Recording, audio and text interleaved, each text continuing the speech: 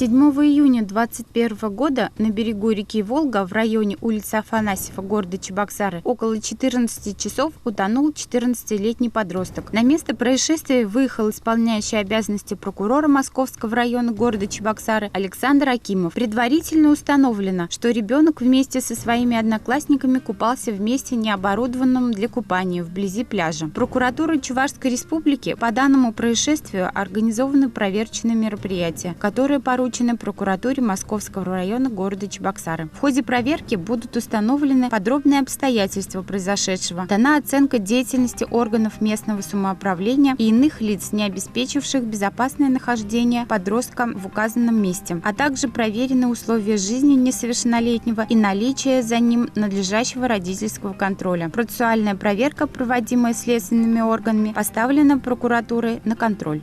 После вмешательства прокуратуры в Новочебоксарске погашена задолженность по заработной плате перед работниками организации в размере около 1 миллиона рублей. Прокуратура города Новочебоксарска Чувашской республики провела проверку своевременности и полноты оплаты труда работников в обществе с ограниченной ответственностью «Домостроительный комбинат СУОР», осуществляющий деятельность по изготовлению строительных материалов. Установлено, что перед 56 работниками организации образовалась задолженность по заработной плате за период с февраля по апрель 2021 года. Общий размер долга составил около 1 миллиона рублей. С целью восстановления нарушенных прав граждан прокуратура города внесла руководителю организации представление и возбудила дело об административном правонарушении по части 7 статьи 5.27 Кодекса об административных правонарушениях Российской Федерации. Повторная невыплата заработной платы. После вмешательства прокуратуры задолженность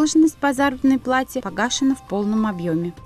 Прокуратура Чувашии направила в суд уголовное дело в отношении сотрудника офиса оператора мобильной связи, продававшего данные о телефонных соединениях абонентов. Прокуратурой Чувашской республики утверждено обвинительное заключение по уголовному делу в отношении 27-летнего жителя города Чебоксары. Он обвиняется в совершении 2 преступлений, предусмотренных частью 2 статьи 138 Уголовного кодекса Российской Федерации «Нарушение тайны телефонных переговоров» и 3 преступлений, предусмотренных частью 3 статьи 272 Уголовного кодекса Российской Федерации «Неправомерный доступ к охраняемой законом информации, повлекшей копирование компьютерной информации». По версии следствия, в период с августа по октябрь 2020 года мужчина, будучи специалистом офиса обслуживания и продаж мобильного оператора связи, используя свое служебное положение, получал сведения о телефонных соединениях абонентов сотовой связи, неправомерно копировал их на свое мобильное устройство, а затем за вознаграждение передавал полученную информацию третьему лицу. После утверждения обвинительного заключения материалы уголовного дела направлены в Калининский районный суд города Чебоксары для рассмотрения по существу. Преступная деятельность злоумышленника пресечена УФСБ России по Чувашской республике.